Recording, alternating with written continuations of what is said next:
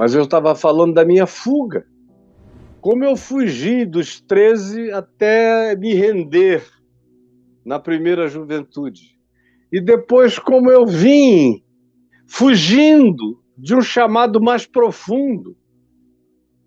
Quando começaram os anos 90 e eu virei presidente da Associação Evangélica Brasileira, concomitantemente a isso veio um chamado mais profundo, que me dizia: eu não te levantei para isto. Eu te levantei para que tu fosses um profeta livre. E agora tu és um profeta amarrado, amordaçado pela média ponderada das instituições religiosas que não me servem com amor, nem com entrega livre. E tu ficaste preso agora. E isso foi tão forte em mim, foi crescendo tanto que 4 anos depois eu não aguentava mais. Eu estava entrando num sofrimento, como Paulo entrou. Como ele diz lá em 1 Coríntios 15, que ele também se converteu num trauma, ectrauma, no nascido fora de tempo, arrancado por fórceps, que estava em sofrimento e Deus o tirou na marra. E eu sinto que eu fui tirado na marra todas as vezes.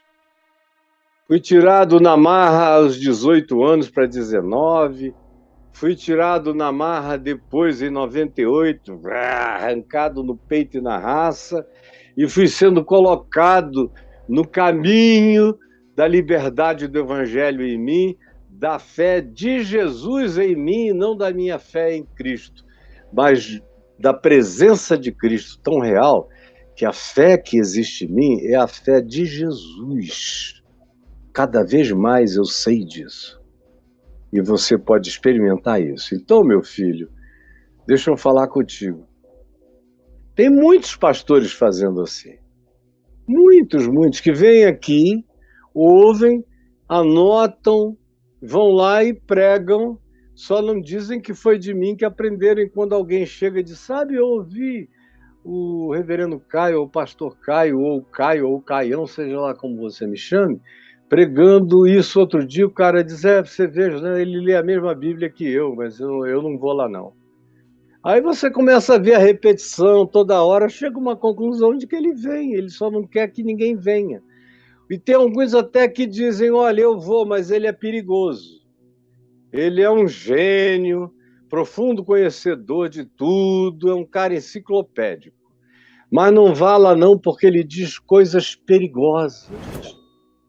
Ele diz coisas perigosas que precisam antes ser filtradas por mim para chegar até você, porque eu tiro tudo que ele fala de perigoso e deixo só o que eu gostaria que você soubesse. Esse tipo de filtro é aplicado o tempo todo, está sendo aplicado agora. E tem gente desses pastores agora, e haverá daqui a pouco, daqui a 1 hora, 2 horas, no fim do dia, 10.000 pessoas, 15.000 terão passado, aí só vai aumentando, vão botando em outros meios, em outras plataformas, e isso se multiplica indefinidamente. Chega até naqueles que dizem que me odeiam, mas dizem assim: não, isso aqui é legal, eu vou usar essa parte aqui. Mas eu vou filtrar o resto e não vou deixar ninguém chegar lá. E são justamente as coisas que eles chamam de perigosas, as que eu creio que são as mais relevantes. Portanto, se você não vier aqui, não ouvir, não se expuser ao perigo todo, você não conhecerá essa fé de Jesus. No máximo, você aprenderá um pouco a fé em Jesus. Mas eu quero que você adquira a fé de Jesus. Isso aí só quando a gente se entrega total. Agora, com relação ao corpo de Cristo, eu me sinto no corpo de Cristo o tempo todo. O corpo de Cristo é uma coisa da qual não dá para fugir. Outro dia, anteontem, eu estava dando uma entrevista aqui para um grupo de pessoas LGBTQIA+, e não foi nesse dia não, foi num dia anterior que eu estava dando uma entrevista para o Diário do Centro do Mundo, e alguém lá falou assim: porque o senhor é conhecido como um desigrejado? Aí fez uma pergunta tão longa que eu esqueci do desigrejado e respondi só o que era importante na pergunta, mas esqueci.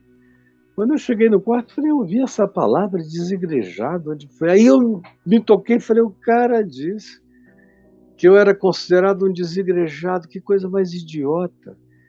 Porque se eu tivesse me atido àquilo, eu diria o que eu digo a vida inteira: igreja sou eu. Eu sou igreja, eu não posso ser um desigrejado, já que eu não posso fugir da igreja que eu sou. Eu sou habitação de Deus, santuário de Deus, igreja de Deus. Ainda que eu esteja sozinho no deserto do Saara, eu sou igreja de Deus no deserto do Saara. E igreja, meu Deus, não tem nada a ver com um lugar onde gente vai para se encontrar com as razões mais diferentes. Igreja é uma atitude, é uma autopercepção. Ser igreja é um autoconhecimento, é certeza de quem você é em Deus. Isto é ser igreja. Portanto, todo mundo que diz eu sou em Deus, eu creio em Cristo e eu sou de Cristo, essa pessoa é a igreja, ainda que não apareça em nenhuma instituição religiosa, ainda que tenha convicção de que nunca irá, porque aquilo ali não é saudável. Pelo menos tudo que ele conheceu até hoje não o atraiu. Não é problema não se sentir atraído por uma coisa que é tão desatraente muitas vezes. O que é importante é quem você sabe que você é para Deus e como você vive a fé de Jesus na vida.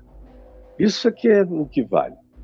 Então, corpo de Cristo, igreja de Cristo, está pensando em corpo, eu tenho toda hora, eu tenho sozinho na montanha, olhando para os céus. O universo é corpo de Cristo.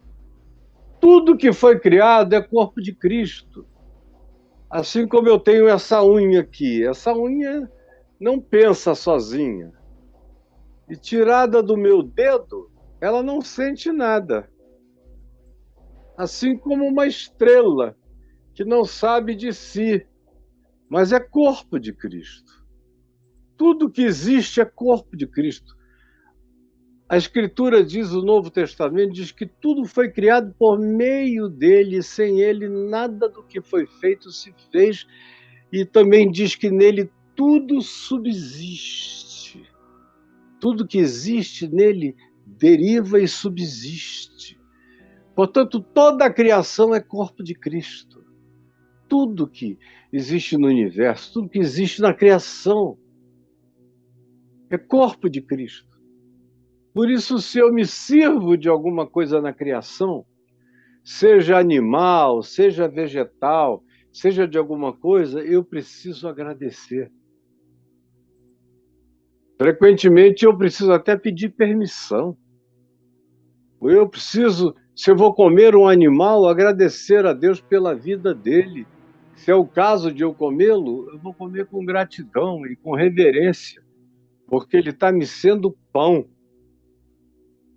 E é com ações de graças que eu vou comê-lo, porque é corpo de Cristo. Os humanos que estão todos aqui, os que sabem de Cristo e os que não sabem de Cristo, também são corpo de Cristo. Eu conheço tanta gente que não soube ainda nada sobre Jesus, mas trabalha mais para as causas de Cristo Jesus do que os crentes.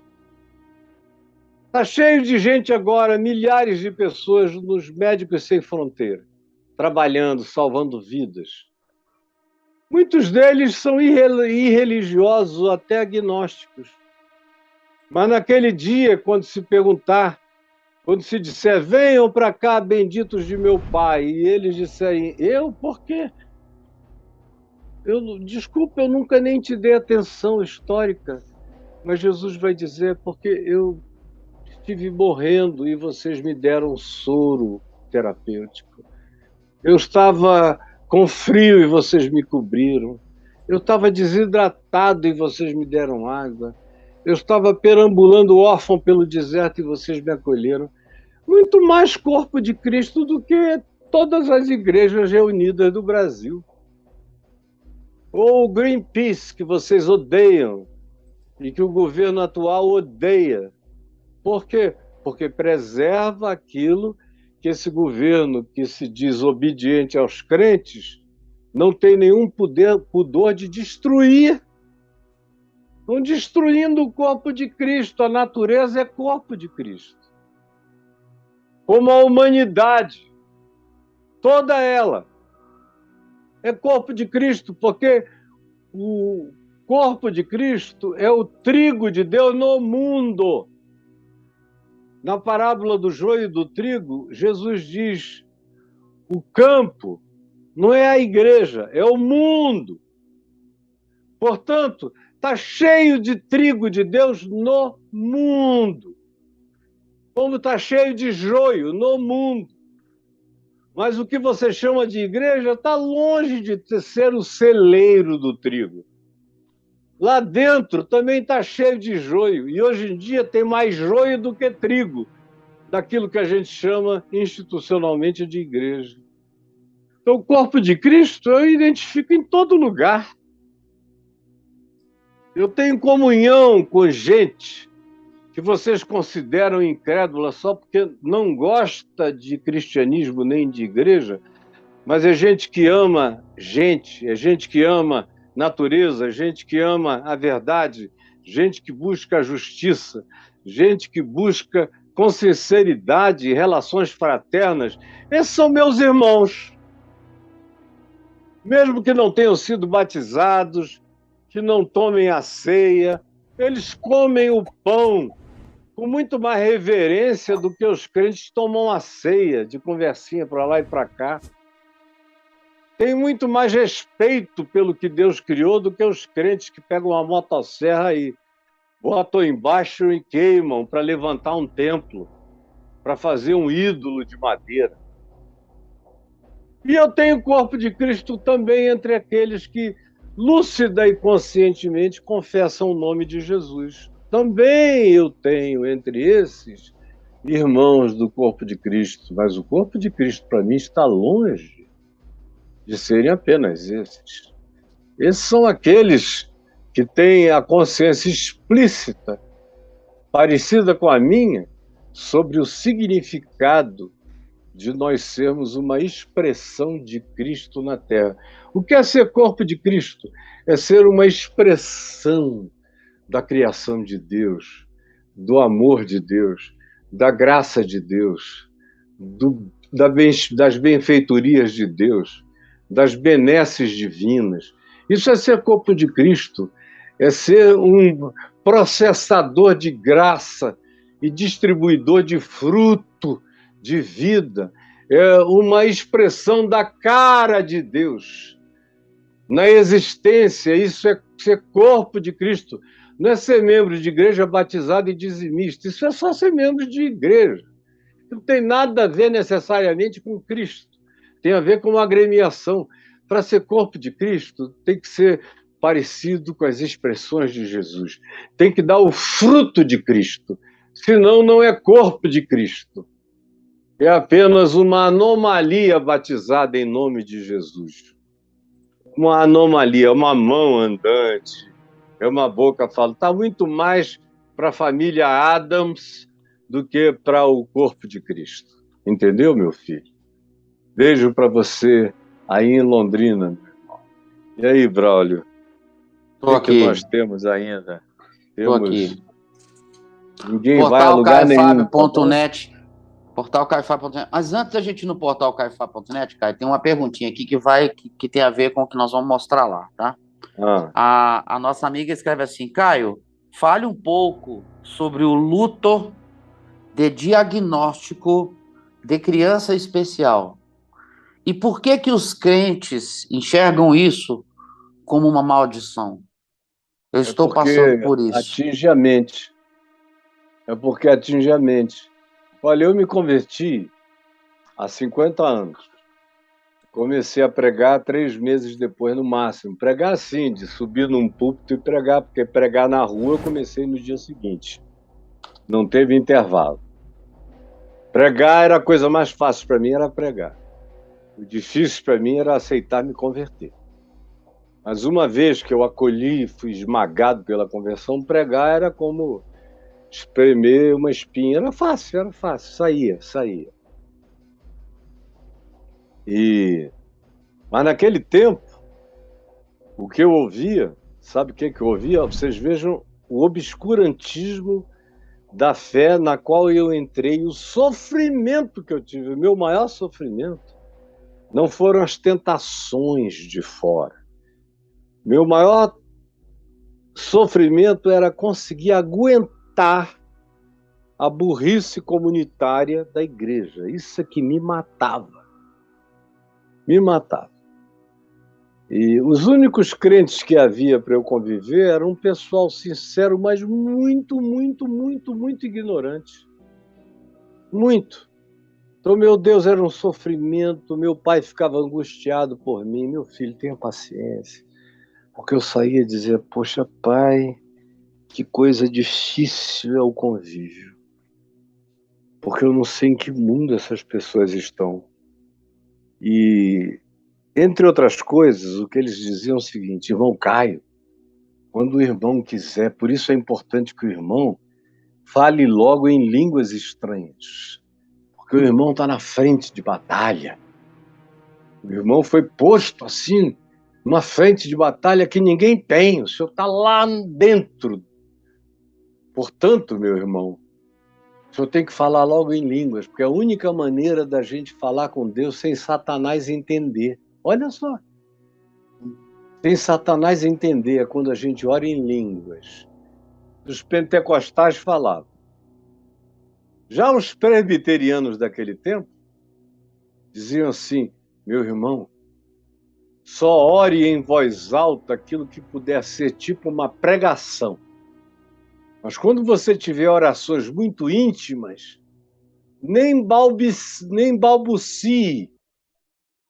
mesmo que seja no seu quarto, que é para o diabo não entender.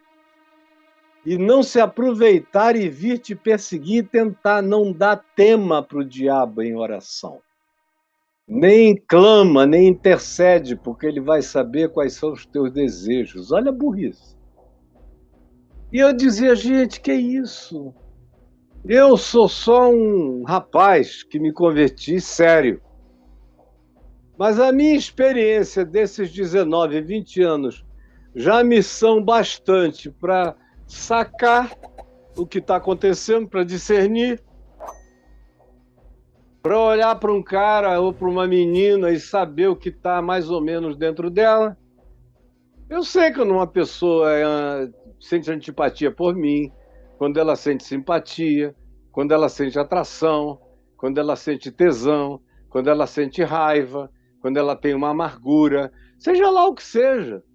Eu sinto, sem precisar ler a mente de ninguém, eu sei. Só pelo meu treino humano, pela variedade humana, e eu ainda sou novo, imagina. Se um psicólogo milenar me coloquem aqui nesse mundo, desde que a humanidade é a humanidade, eu não precisaria ser Deus para saber qualquer coisa sobre a natureza humana. Me torne invisível, com o poder de ficar vendo você de manhã falando consigo mesmo no espelho.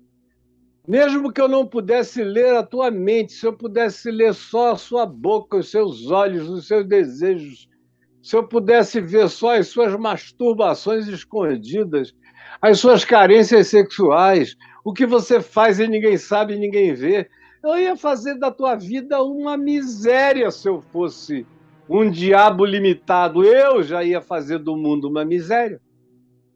Imagina um ser angelical que tem poderes transcendentes que não é dessa natureza nem dessa energia de outra criação, que existe antes dos humanos. Ler a mente é uma coisa muito boba. E eu dizia naquele tempo, todo mundo dizia, esse cara é um herege. Só não é herege porque ele expulsa demônios, cura doentes, não sei o que e tal. Então, a minha heresia era coberta pela graça e pela virtude de orar pelos doentes, expulsar os demônios, acolher os hippies, converter milhares. Então, eu tinha permissão para dizer, sabe o quê? Dizer que nos dias da minha vida, ainda se inventaria uma máquina hipersensível de detecção de ondas cerebrais, iam ser colocados eletrodos no cérebro humano que seriam capazes de ler os pensamentos todos. E a gente praticamente já está nesse ponto. Já tem computador que atende a comandos mentais, que age de acordo com comandos mentais. E isso é só um passinho, daqui a pouco, não vai demorar 3, 4 anos. O nosso cérebro vai estar todo aberto para escaneamento. Todo. Mas os crentes achavam que o diabo não conseguiria saber o que você pensava. Você veja a limitação. E isso virou uma teologia, uma prática. Pentecostal, fala em línguas, que é para o diabo não te entender.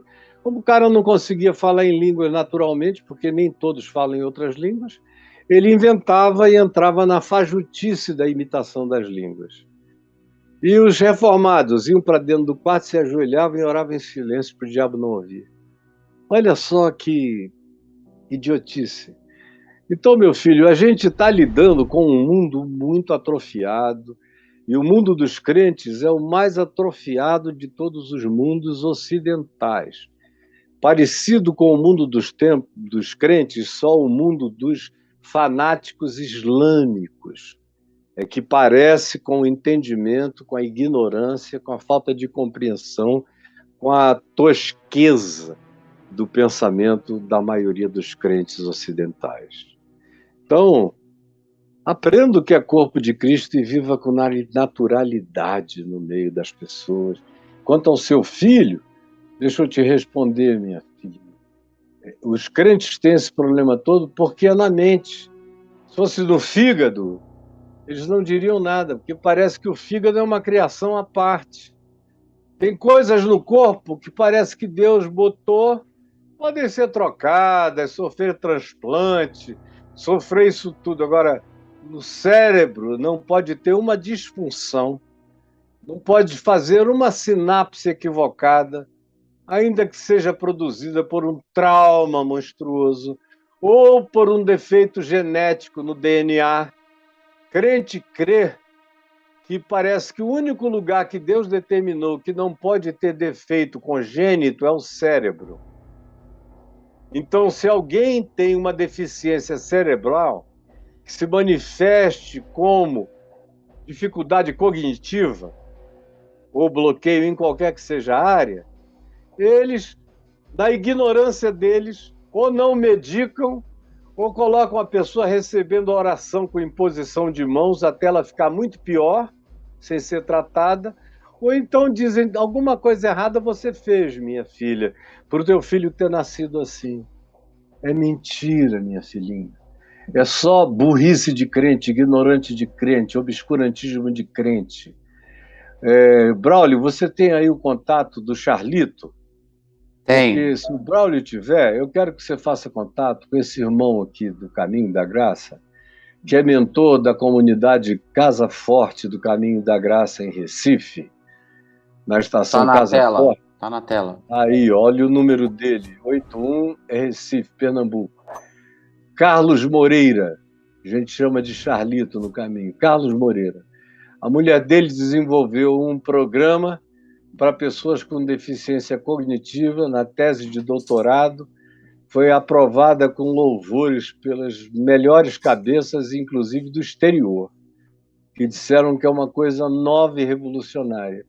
E o Charlito desenvolveu um aplicativo para as escolas poderem aplicar em todos os seus alunos e para os pais também poderem usar com relação à melhoria, ao estímulo da melhoria da aprendizagem, da compreensão, do desenvolvimento dos seus filhos com todos os tipos de bloqueio cognitivo, inclusive o do seu filho, da natureza do bloqueio cognitivo dele.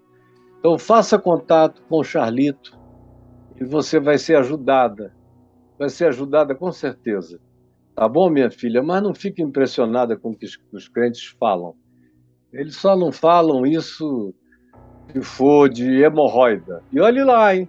Você está hemorroida porque talvez você esteja pensando coisas erradas para um lugar pecaminoso.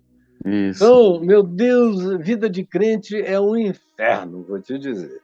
Então, por favor, fique em paz, tá? Tudo é maldição, pode botar, né, a culpa toda em mim. Pode botar. Tudo é maldição. Tudo. É uma vida miserável.